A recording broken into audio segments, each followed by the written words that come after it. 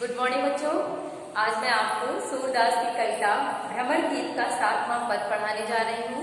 ध्यान दीजिएगा, 7वां पद। और इसके पहले भी आपको जो पढ़ाया गया है उस पद की व्याख्या आप ध्यान से सुनिएगा, समझिएगा, क्योंकि उसी से संबंधित प्रश्न उत्तर आपको पूछे जाएंगे। देखिए, उधा जोग जोग हम नाही, ये संकेत भी हमने यहाँ लिखा है। कौन सा पद है?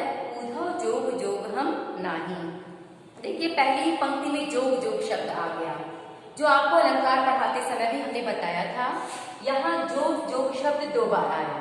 दोनों का अर्थ क्या है? अलग अलग। एक जोग का अर्थ योग साधना, दूसरे जोग का अर्थ योग्यता से है।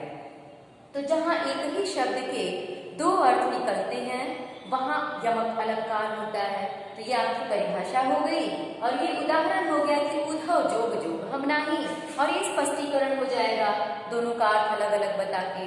तो आपका यमक अलंकार 3 नंबर का तैयार हो गया।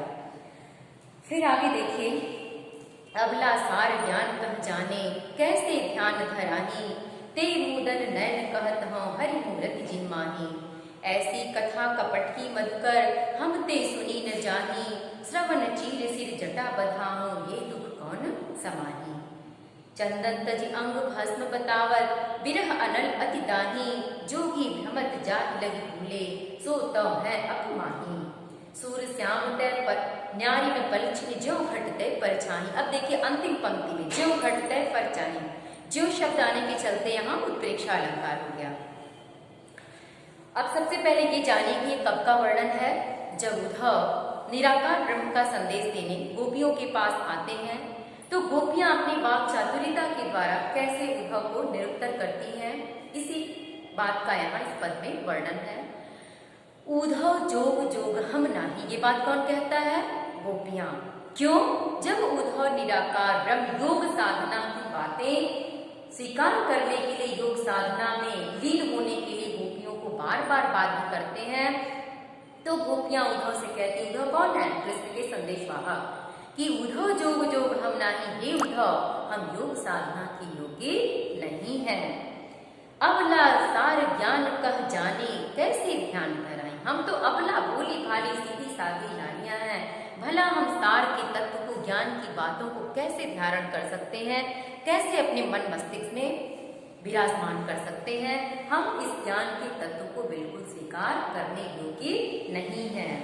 ते मोदन नैन कहत हूँ हरि मूरति जिन माही, ते मोदन नैन कहत, जो हरि मूरति जिन माही, जिस हरि माने भगवान, जिस भगवान की छवि हमारे मन और हृदय में विराजमान है, उसी को धारण करने के लिए, स्मरण करने के लिए तुम कहते हो नेत्र बंद करके साधना में लीन हो जाओ। देखिए यहाँ कि ते मुदन नैन कहत हो, तुम कहते हो कि नेत्र को बंद कर लो और योग साधना में लीन हो जाओ तो तुम्हें ब्रह्म के दर्शन होंगे। तो हरि मूर्ति जिन माही, वो वही ब्रह्म तो हमारे हृदय में पहले से विराजमान है, तो हमें नेत्र बंद करके साधना में लीन होने की कोई आवश्यकता ही नहीं है। ऐसी कथा कपट की मधुकर हम ते सुनी न जाही, मधुकर हे उद्धव, मधुकर उद्धव के लिए है। ऐसी कथा कपट की मधुकर हम ते सुनी न जाही, हे उद्धव ऐसी कपटपूर्ण बातें तुम्हारी हमसे सुनी नहीं जाती। ये हमारे सुनने योग्य बातें नहीं है जो तुम कहते हो कि तुम सांसारिक जीवन को, कृष्ण को भूल जाओ और योग साधना में लीन हो जाओ, ये हमारे बस की बात नहीं है।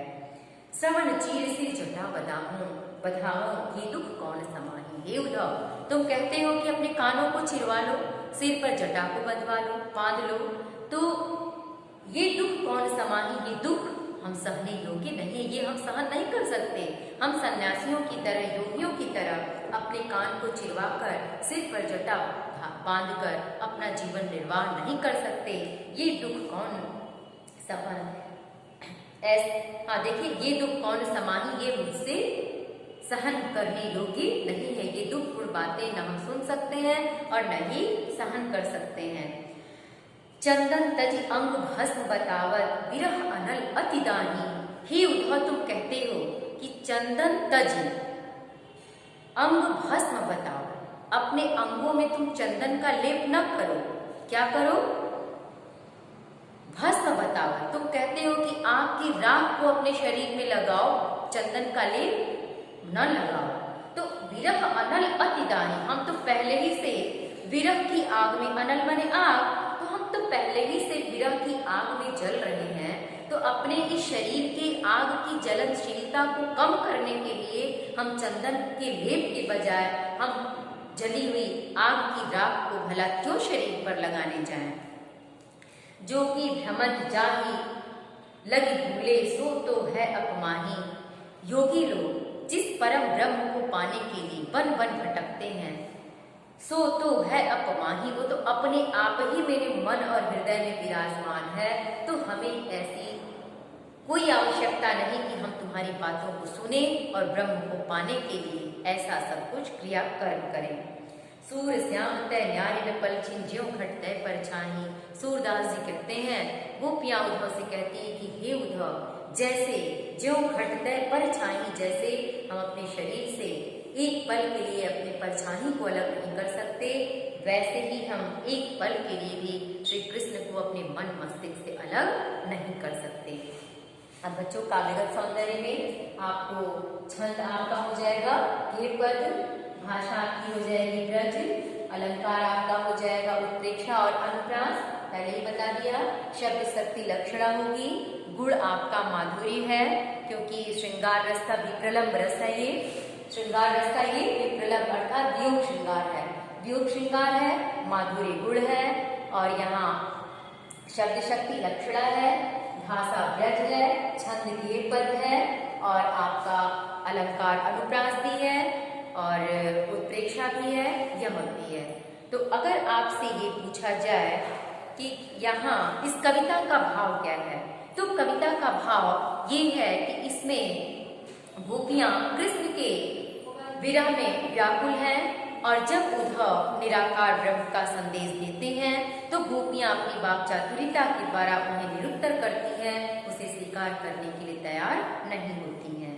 अगर प्रश्न ये पूछा जाए कि यहाँ उद्धव गोपियों से क्या करने को कहते हैं, प्रश्न आप सबको ये पूछा जा सकता है। ये प्रश्न तो ये जरूर रहेगा कि इस पद का शीर्षक और कवि का नाम लिखिए। तो शीर्षक क्या हो गया? भ्रमर गीत। शीर्षक क्या होगा? भ्रमर गीत। कवि का नाम क्या होगा? सूरदास। और ये भ्रमर गीत आपका किससे लिया गया है ये भी आपको लिखना होगा। भ्रमर गीत किससे लिया गया? सूर सागर से। तो शीर्षक में आप क्या लिखेंगी? यह सूर सागर के भ्रमर गीत का अंश है। समझ में आया बच्चों? आप क्या लिखेंगे? यह सूर सागर के भ्रमर गीत का अंश है जिसके कवि सूरदास हैं। ये पहला उत्तर हो गया।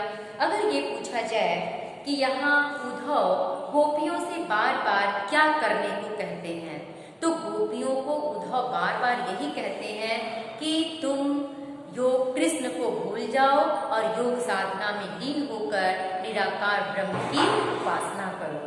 अगर ये प्रश्न पूछा जाए बच्चों कि गोपियां उद्धव को कैसे निरुत्तर करती हैं, तो गोपियां अपनी वाक चातुर्यता के द्वारा उद्धव को निरुत्तर करती हुई कहती हैं कि हे उद्धव, हम योग साधना के योग्य नहीं है, हम कृष्ण को वैसे ही नहीं छोड़ सकते जैसे कोई व्यक्ति अपने शरीर से अपनी परछाई को अलग नहीं कर सकता, वैसे ही हम एक पल के लिए कृष्ण को अपने मन मस्तिष्क से अलग नहीं कर सकते।